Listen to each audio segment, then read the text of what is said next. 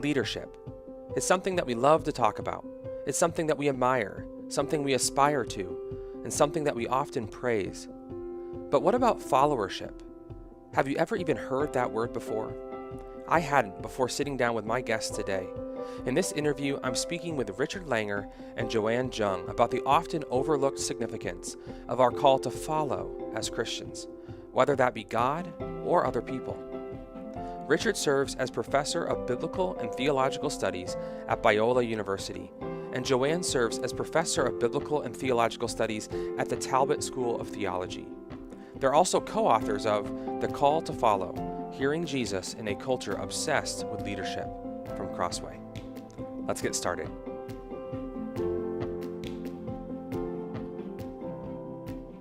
Well, Joanne and Rick, thank you so much for joining me on the Crossway podcast today. Thanks for having us, Matt. We're really excited to be with you. Yes, thank you, Matt. So the title of this new book that you both have written together is The Call to Follow, and the subtitle I felt like was very provocative, very interesting. It goes, Hearing Jesus in a Culture Obsessed with Leadership.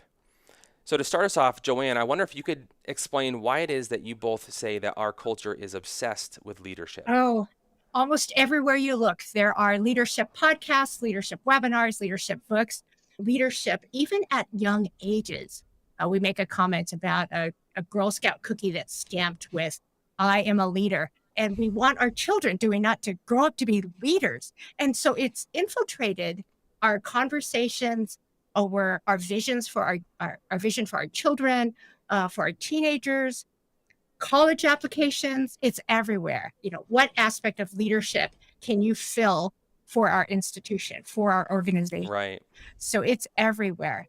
And I think one of the other things about the obsession word, it's kind of like a disordered desire for leadership, which is really different than saying there's something wrong with being a leader or leaders are always bad, but it's like there's somehow it's gotten twisted for us.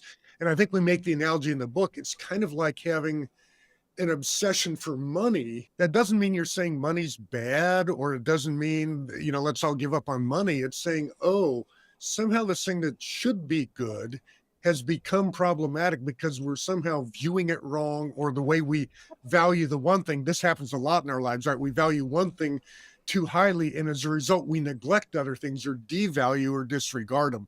And that's, I think, one of the things that really gets us anxious about the obsession with leadership in that sense, is it pushes away everything else that we might need to be thinking about. And I want to get into this idea of followership, which is sort of maybe the flip side to leadership, and I want to explore that in a minute. But maybe before we get there, within Christian circles in particular, what would you say this idolization of leadership looks like? What are the manifestations of that we might notice as we look around the Christian landscape? Sure. We actually observe this on a number of different levels, certainly at an individual church, denomination. We have all been familiar with leadership conferences, leadership summits, focusing on leadership. And even in our training, we train people in order to become leaders. So we do this at, again, all ages and all levels. And particularly in the church, I think the church has adopted much of what culture has said and how we magnify leadership. And we've allowed it to influence the church. Oh, and you mentioned culture there for a minute.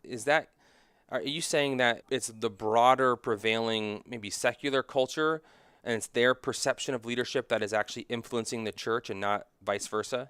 I suspect so. Well, I was just going to say, I really do think it is a thing that there's a prevailing drift of our culture. And I don't think the church has had any awareness that that is a problematic drift. So, for example, there's a prevailing drift in our culture for sexual promiscuity or kind of anything goes sexuality or things like that. And the church has been aware of the drift and felt like it should resist or speak a prophetic word, or at least somehow avoid being conformed to the world on that point. With leadership things, I mean, I grew up in like a campus ministry where it was the discipleship program was called a leadership training institute. These were the things, everything was phrased that way. And discipleship just meant leadership. And I'm like, well, that's kind of curious, because the word and the call that Jesus gives is to be actually a follower, and a disciple is exactly the follower of someone. And it seems strange to me that we can't even imagine having a followership training seminar, and if you don't like the word followership, I get it. We don't use that word a lot, but just a discipleship training thing. We have to baptize it as a leadership thing. And then we want to include everyone. So then we have to say everybody's a leader. So, Rick, I want you to elaborate on that. In the book, you write, for Christians, followership is more foundational to our spiritual lives than leadership.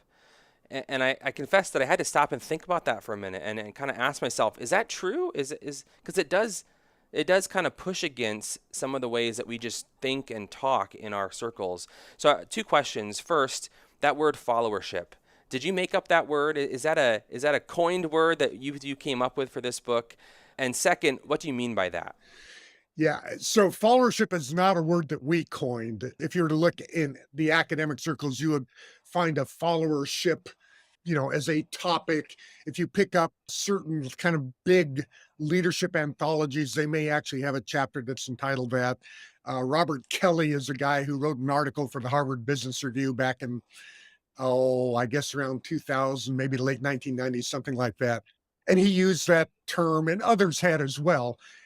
It isn't a word that we use a lot in the English language, I think. It isn't necessarily telling us anything, except somehow it doesn't roll off the tongue the way leadership does. So we didn't coin it. We do use it. And when we use it, we're simply trying to have a parallel word to leadership to help us. It's helpful that way. And then it's also just a way in general to refer to all the dynamics that go into being a faithful follower.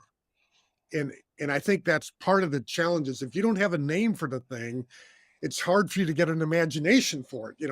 How would this look? Wait, what would we like to be and then you have to talk around a circle to get the term follower, articulated in a way that you could say, oh, you could do this well or poorly. And we tend to have very low expectations. We tend not to talk about it. We liken it to a shadow rather than an actual object in our thinking. It's an absence of light. It's something that's foreclosed. And so I think that's partly reflected in the kind of the awkwardness of that followership term, because we just don't talk about it as a thing, so to speak. And there are aspects of this followership term that are key, not only in view of leadership, but also with the church. When we unpacked followership, there are three key components. And the first is, of course, deference between follower and leader. But secondly, the engagement that one has as a follower with zeal. And then thirdly, mission ownership, that we own this mission. It is part of us and we're invested in it. And so when we use those components, we apply this to our relationship with Christ, same thing. Deference, engagement, zeal, and mission ownership.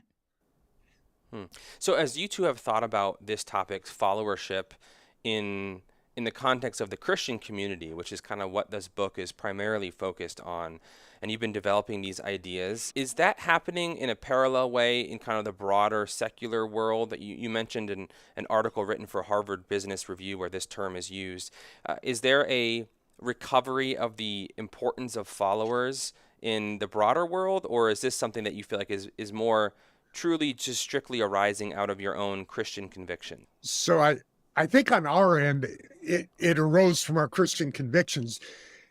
There's been, like in the early 2000s, there was a bit of momentum in the academic world for this. And I think we quote in the book this guy who said, yeah, by 10 years from now, which would be 2018, followership and leadership, those categories will have kind of flip-flopped, and leadership will be as passe as leisure suits and bell bottoms or something like that. And it's like, yeah, it didn't happen, buddy. No. So there's been some talk about this, but honestly, there hasn't really been any significant secular move on that. It hasn't been completely abandoned. It just kind of trickles along at a very, very low level. And I think most of the perspective on that relationship between followership and leadership tends to be, as a good leader, how can we create followers that follow better? So it's not how to become a better follower, but how can we get followers to follow the leaders better? Yeah, you emphasize that in the book, that so often when followership is discussed, it's kind of discussed through the lens of supporting and empowering leaders to do their leadership better. It's not really like followership is ever an end in itself. Yeah, that's exactly right. And I think that's one of the big things that we really wanted to try and cast a vision for followership being something worthwhile. I was just doing a Sunday adult Sunday school class about this topic these last couple of weeks. Joanne and I end up talking about this a lot at a moment like this, right? And I was trying to get a picture of someone that we actually conceive as being meaningful, positive, attractive figure, but we do actually conceive of them as a follower without any nuancing or funky explanation. And the thing that hit me was actually the hobbits in the Lord of the Rings, because the hobbits are not the leaders of the Fellowship of the Ring or any of that story, but they are the heroes of the story. And that's Yeah. a really interesting difference. And that we look at them and say, oh yeah, they're models of loyalty, they're models of friendship. They have incredible amounts of perseverance and grit and courage and a million virtues. But we don't think, man, I wish I could grow up to be a leader like Pippin was. That just doesn't come through our minds, right? And in that sense, they're a good picture of something that you go, oh wow, that there were ways to actually be a good follower, and they really exhibit that in the book. The book is really about them cultivating the virtues and skills of followers. They are 100% sold out for the mission. They literally are happy to give their lives for the mission, and it's a miracle that they live through it. But they are absolutely all out. They're taking the initiative. They're as sold out as you could possibly imagine, but they aren't actually the leaders of the operation. But one thing I've heard, I think maybe even specifically in reference to the Lord of the Rings and the Hobbits, is sometimes we can take those virtues that they exhibit, like humility or service, and we kind of can transform that into some kind of leadership. We want to talk about it like it's some leadership role. So I think in particular of the popularity of language around servant leadership today in the church. And you both kind of gently push back against that a little bit, or at least how central that idea has become in the church. And you instead say that maybe it'd be worthwhile just to try to be a servant, not always a servant leader. So why is that worth highlighting? And what are the ways in which we can sometimes reframe other qualities as leaders? What does that say about how we view leadership? I like the way you said we gently did this because there's just such, the market for servant leadership. In fact, I just heard it the other day and I kind of thought, oh, maybe he'd like a copy of our book. But I think it testifies to how easily and how commonplace we want to add leadership to everything. And that has been found in the church. Are there leaders? Absolutely. Is leadership necessary? Absolutely. But we try to, in the book, argue that really what Paul is describing, what Jesus is describing, is a servant. How are we a servant? How are we a slave? And how was that understood in the first century? And Paul is grateful to be called a servant, a slave.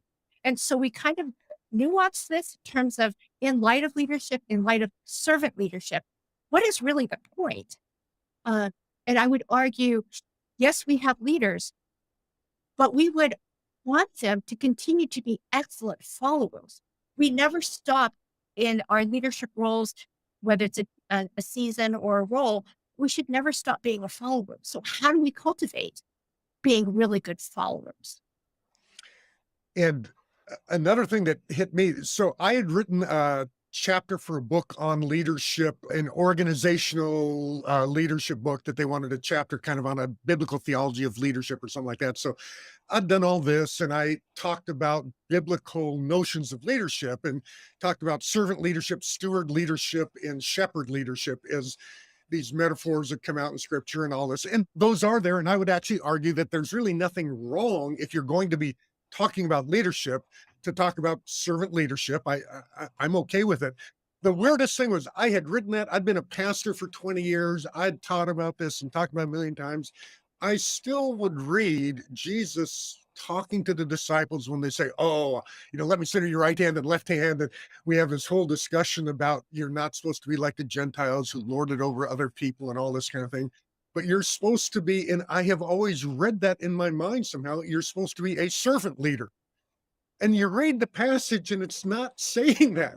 It says you're literally supposed to be a servant. And it was like a reflex. I couldn't not read it with the word leadership in my mind as I read it. And it was just actually, Joanne had a friend, we were talking about the book one time, and she had got this note from a friend of a friend or whatever. And it made this comment that, I think they perhaps overstated when they just said there's no such thing as servant leadership in the Bible or whatever. But they were referring to that passage, not talking about servant leadership. And it was like, it took me up short and I had to think about it. And I'm like, wow, I am just absolutely as much a kind of a victim of the prevailing culture as anybody else. I just can't help but read that into the passage. Mm.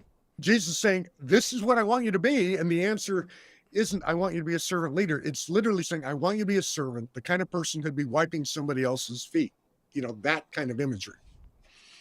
I think this whole issue speaks to the power of those sort of subconscious or unstated cultural assumptions and understandings of things like leadership, and that it is viewed as this kind of unalloyed good that can be abused, of course, can go wrong, but is nevertheless always kind of the highest form of what we're called to do. And that actually gets into some of, you list in the book a number of harmful statements about leadership or harmful assumptions about leadership. And I wanted to highlight a couple of those and have you explain them a little bit more. Joanne, maybe let's start with you. The first one that you highlight is the idea that everyone is a leader. What's wrong with that? Especially, I'm thinking of the parents listening right now who are thinking, of course my little Jimmy is a leader. Like, why would you tell me he might not be a leader? What's wrong with that statement? Little Jimmy just might be a leader. And I'm not going to take away from a parent's ideal and goal for that, for their son or daughter. But I would argue, and I think that's the premise of our book, how are we doing on followership? Do we cultivate in our children a desire and a vision to be good followers of Christ? In that, then I think they would be most prepared to be the best leader. Again, a vision for their child. But it attests to how we want at so many levels, our children, our spouses, our friends to be leaders. But the conversation about being a follower just doesn't happen. And sadly, we see leaders who are not good followers, and that impact on the organization, on the church, on families where leaders are not good followers. And would you go so far as to say that you can't be a good leader if you're not first a good follower? You'll be a better leader if you're a better follower. And I do worry that one of the first ways our leadership goes wrong, particularly in American culture today, I'm not enough of an expert on every other time and place, but I really do think that issue of failing to be a good follower is actually a huge thing. And partly because we disconnect from the notion that we're actually followers in relationship to Jesus. And so we end up building our church, building our brand. I mean, think of the language we use. You're supposed to build your brand and all of this kind of thinking where you are the person at the top of the pyramid, so to speak. And we make the analogy in the book. It's like, that isn't really the biblical thinking about this, to the extent most people are both leaders and followers. Okay. And like in my organization, I'm a professor here. I'm also the director of the Office of Faith and Learning. So I have leadership responsibility over some people. I also have a followership responsibility. And I would just argue that's kind of typical for most people as you go through life. You have places you lead, you have places that you follow. But for some reason, we feel like calling a person a follower in any setting is kind of an insult. So that's part of why we talk about everyone being a leader, because we want to be for everybody. And that's the part that always gives me kind of the heebie-jeebies when people are using this, everyone's a leader, because you have influence, you're a leader. And it's like, are you saying that a follower should have no influence or followers don't matter? That's kind of what's tacitly built into that thinking. And that's part of why we resist so much the idea of everyone's a leader. I'm like, why do you have to say it that way? And why do you have to validate this person's work and effort and service to Jesus by calling it leadership as opposed to just serving God? And that kind of gets at another one of the harmful statements that you guys highlight. And it's that if you're not leading, you're missing out or you're being irresponsible in your life. And it can sometimes seem like that like it's the leaders who are really in the game. They're the ones who are in the room where it happens, so to speak, and that they're the ones who are kind of actually affecting big results that make a difference. So how do you push back against that? I have to ask Matt, and this will be a question back to us, and that is, to what part of our human nature is that appealing? And it typically will appeal to our pride. It will typically appeal to our need for control. And essentially that control then is our idol. And so we have to kind of step back a little bit and ask, if you're not a leader, and this is what we hear, well, it's the dormant aspect of you. There's a leader in you. And if you don't exhibit it, one, you're not using your gifts, or two, let me help you bring out the leadership gift that you already have. And it's just a rat race, I think, in terms of how do we get to where we think we want to go, when really that goal is not the goal that Jesus would want from us, and that is to be a follower. I heard someone in an academic setting, they were a staff person at a university, younger person, and they were being trained, kind of the future leadership training thing. And the person who was talking to them was talking about she'd been at the university for 27 years or something like that, and had climbed a ladder. And somebody in the group asked the question, well, what if you like the job you have and don't really want to do the promotion thing? And she was like, you absolutely need to you need to do this. That's part of being just faithful. And I'm sitting here thinking, I'm getting this, secondhand report back from my friend who was hearing this. And I'm like, that is like a formula for getting people to do jobs they don't want to do and probably aren't that good at. And so the idea that let's make everyone move up some ladder, I'm like, why in the world? In the book, I tell the story of my dad, who was a research scientist, and he loved doing it hands-on, on the workbench, out in the field, all of that stuff. Absolutely loved it. Dad would have been a living nightmare if he had to go to balls and board meetings and things like that. It would have just driven him berserk. And he was a happy man doing what he did and never climbing the ladder. But I think he published like 123 scientific journal articles in the course of his career. It's not like it was an unproductive career, but his interest in climbing the mountain was like zero. I like right where I am out doing the work. And I'm like, more power to him. Well, and that speaks to like that pressure that people feel to even do things, to rise up in an organization or assume leadership, not because they really enjoy it or want to do it or even gifted at it, but because they feel like that's just part of what it means to be successful and mature. That gets at one more of the harmful statements that you list, that leadership is an essential mark of Christian maturity. And this one really hits home because of, I think, how often when we look around the landscape of our churches and of maybe the broader Christian world, the people who are held up as models of Christian maturity are almost always in pretty prominent leadership roles of some sort, whether that's all the way down to a local church level where it's the pastor, or all the way up to some big level where it's the head of some big ministry. It seems like Christian maturity and prominent leadership are almost always connected when we think about the church. So how do we get out of that mindset where it's always leaders who are viewed as the models for maturity? I appreciate you framing that question that way. In other words, to say, how do you shift that mindset? Because I think there's a naturalness to celebrating leadership. And one of the things that comes to my mind is, what are we actually doing to celebrate followership, so to speak?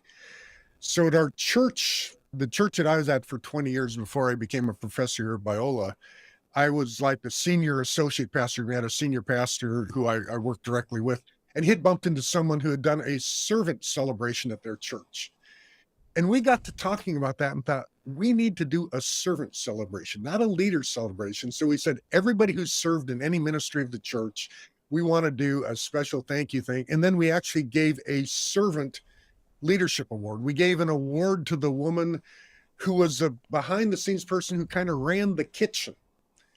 And you start doing all these events at a church and you have 300 people for some breakfast and all this, and you stop and think, what does it take to get that whole, the dishes clean, the silverware where it belongs, everything back so it all operates, the classic sort of invisible, unthanked job. And so we made an effort to do that. Now that's just a little thing, but that kind of symbolic value of saying, who is it that we celebrate? And we actually can choose that, right? We can choose to say, hey, there's some folks you don't know that you need to, because they've really made a difference in the life of our church or the life of our organization. So one thing we could do is that kind of acknowledgement in public celebration. We decide who's in our magazines. We decide who we bring up front on a Sunday morning for an interview, or whose video we put, on our website. And I think it'd be really good for us to think, let's find some folks who don't count as leadership, but make the active intention to identify how they really made a valuable contribution that's really worthy of celebrating. And I would want Christians to understand that this mark of maturity isn't necessarily something external, like a role or a title or viewed elsewhere, but this aspect of being a follower and a mature, faithful follower sometimes will not show up on anybody's radar, but it is a relationship that we have with God when He is the one who says, well done. So things that we will never get accolades for. When we hear from God, you need to forgive that person. After 10, 20 years, you need to forgive that person. And out of obedience, we do. And God says, well done. Well done. That was hard, but you depended on my Spirit to do that. Well done. So we see this grandiose idea of leadership, and we market it as a mark of maturity. But I would argue that that person who depended on the Spirit after 10, 20 years, followed God and forgave, is a mark of maturity. That is challenging and difficult. And related to that then is this kind of the flip side of maybe misunderstandings about what it means to follow and be a follower. And one of them that you highlight is that following is passive, that it's not an active type of thing, that it doesn't require gifts or abilities or hard work like leadership does. So speak to that a little bit, Rick. Yeah.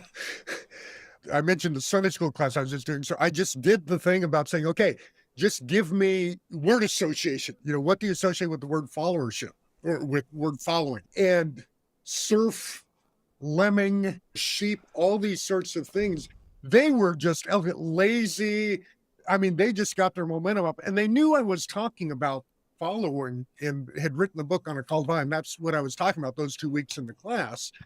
And I kind of said, it's kind of no harm, no foul in the sense that you're reflecting the culture. And that's our big claim, is we're just saying this is how we are wired, and it is what we naturally associate. But you start thinking about that and going, wow. And Jesus wants us to follow him. Are we supposed to be his serfs, his sheep, that whole mindset?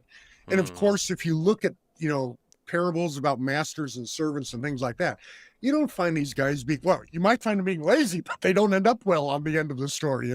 They clearly weren't hitting the target at being a follower. So notions of passivity, and even the idea, the lemming thing is really interesting, that we'll follow somebody off a cliff. And it's really interesting to note that in the Bible, followers really are compared to sheep.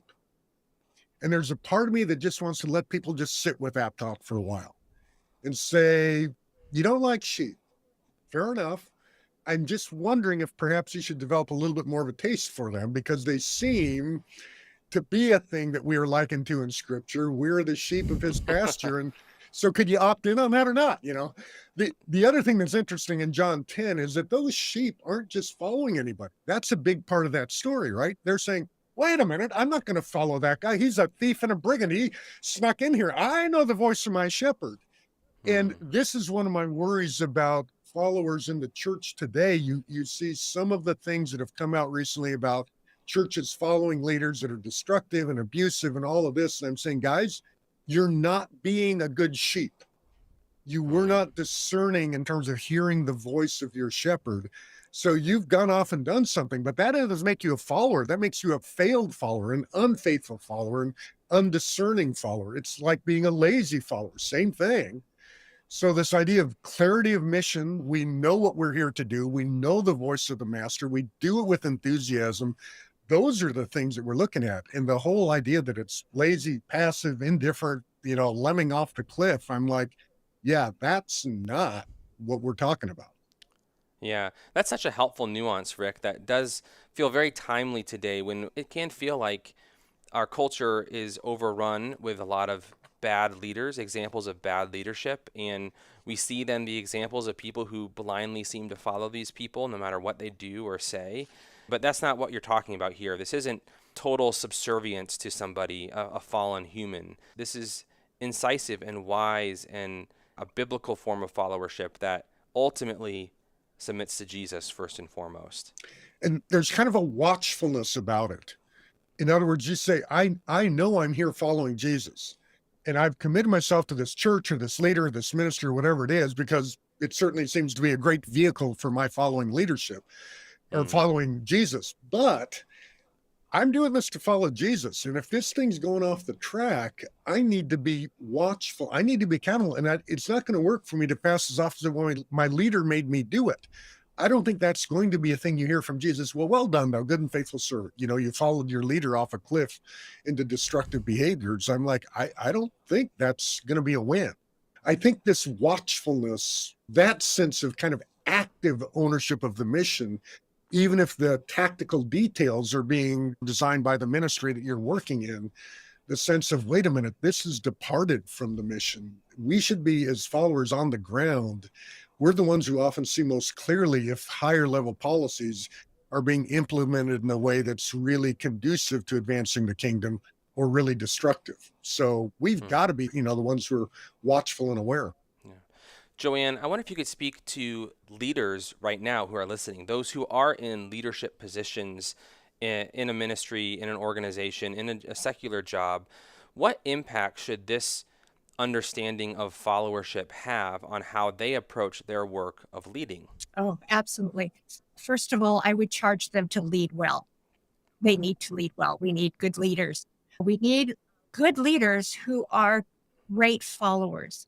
They're the ones who can develop trust because of their actions and their behaviors. And as they allow their intentions and their motivations to be known, they're transparent. So qualities of a follower are going to show up in the qualities of a great leader. But we, as Rick mentioned, we could go in and out of leadership roles and positions. However, we never stop being a follower. So I would argue for our leaders, please consider how you can be an even better follower. So Rick, a few minutes ago, you both shared the simple idea of, leaders in an organization having a day where they celebrate all these servants in the church who are doing different things, serving in the kitchen, serving in the nursery. What other ways could leaders in an organization encourage and ennoble followers in the work that they're doing? What practical ideas might you suggest for that? Yeah, another thing that comes to my mind as I think about this, it comes back to kind of this mission ownership issue. And so I think one of the things that kind of ennobles following, so to speak, is for leadership to say, hey, you're on the ground floor. You understand and are committed to this mission. Talk to me about how you see the mission currently being implemented where you work. What's working? What isn't? Are there things that worry you? And so the followers in that sense have a voice to leadership, not in a token sense, but in the sense that the leadership really is going, oh, the best place to find out about how we're doing is by talking to the guys who are out there every way doing, whatever your ministry is. Maybe it's a World Vision thing where you're caring for people in communities, and they're the ones that some sense have a better grip on are the decisions we're making at the top level, really making a difference out in the communities that we're serving. And, talking to your followership as if you expect them to have knowledge, and then actually giving the followership the expectation, say, hey, I don't know everything, so I'm expecting you to take the initiative. I'm expecting you to know more about some of these things and make some of those plans. And so, a lot of times there's that saying that people do what you inspect, not what you expect. I would add also for the leaders, this alertness and attentiveness, which is a key part of being a good follower. This alertness and attentiveness doesn't need to be a show or a public display of service, but how about that gratitude piece? Coming alongside, serving someone, an employee, and validating their work, validating the challenges, even validating their failures, saying this is still a necessary part in the process, and thanking them. For an individual employee or for a working group, that speaks volumes. And that can't help but trickle into the other relationships that we have. And so in all of our organizations, what essentially is it? It's just a huge, massive collection of relationships. So how can a leader demonstrating that key faithful followership, and that is, how do we regard each individual person as made in the image of God, grateful for that person, grateful for their contribution, no matter what that contribution is, validating that person and respect in a very respectful way. So, Rick, in your book, you emphasize that Jesus, who's our Savior but also our King, was nevertheless a follower in many ways during his life on the earth. So I wonder if you could point to us, where do we see that in Scripture? Why do you say that? And then what impact does that have on our understanding of what it means to be a follower? Yeah, this is an observation that Joanne made one day when we were talking about the book, and it really got us both thinking about this. So I began to do, one of the things that I did is I did a deep dive into the book of John, and I just began recording Jesus, what you might call Jesus' statements of self-understanding. How does he see himself operating? And I thought, is he viewing himself as a leader or a follower? And just to make clear, we're not talking about the eternal second person of the Trinity being a follower. We're talking about the incarnate Christ. And what was he modeling for? So in John 5:19, he says he does nothing of his own accord, but only what he sees the Father doing. So the Father's his exemplar, and Jesus is imitating. He seems to be the follower. 5:36, he says, he points out that his works bear witness to the Father and that he has been sent by the Father. So he's not the sender, he's the sent one. 6:38, he says he's not acting on his own will, but rather he subordinates his will to the one who sent him. So he's obeying the commands of the master. He does the same thing about teaching. He talks about the teaching that I'm giving you came from the Father. The commands I gave you, I came from the Father. The message I have. And you just realize, and I have a list of, I don't know, like a dozen of these statements of Jesus' self-perception are all marked by this characteristic of viewing himself as a follower and saying, I want you to follow me in being a follower. And for some weird reason, we flip this all upside down and we think Jesus was a leader and we're supposed to be following him and being a leader. The way we imitate him is by being the leader. And that's almost dead exactly the opposite of what he says repeatedly in the Gospels. And then you pick up really similar pictures from Paul, where he does say, yeah, follow me as I follow Christ, right? So he's saying, I follow Jesus. So why don't you follow me, or follow Timothy, who's following me, who's following Jesus? And you follow Timothy, or you follow the church in Thessalonica who abandoned their idols and served the true and living God. And you realize that the New Testament picture is this great chain of follow the leader, where the leader goes all the way up to Christ and then even beyond Christ up to God the Father. But everybody's viewing themselves as a leader, and you may be following Timothy or Timothy's, person, but that's just because the line has gotten so long, you can't see the person in the front. So you just follow the guy who's in front of you.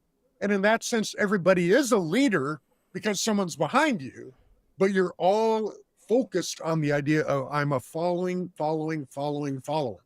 There's this cascade that goes up. And that to me is kind of a revolutionary inversion of our thinking that I think is much needed. And I think what an honor and privilege it is to follow Jesus, knowing that he was a follower of God the Father.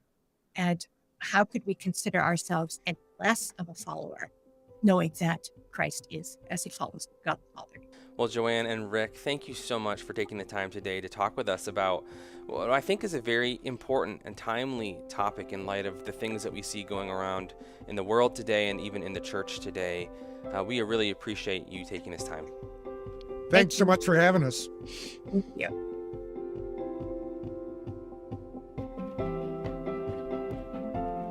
That was Richard Langer and Joanne Jung on the importance of being a good follower. For more, be sure to check out their book with Crossway, The Call to Follow, Hearing Jesus in a Culture Obsessed with Leadership. Pick up a print copy of the book for 30% off, or get the ebook or audiobook for 50% off directly from Crossway by visiting crossway.org/plus. That's crossway.org/plus. For more interviews like this, subscribe to the Crossway Podcast on Apple Podcasts, Spotify, or your favorite podcast player. If you enjoyed this episode, leave us a review. That helps us spread the word about the show. Crossway is a not-for-profit Christian ministry that exists solely for the purpose of proclaiming the truth of God's Word through publishing gospel-centered content. Visit us today at crossway.org.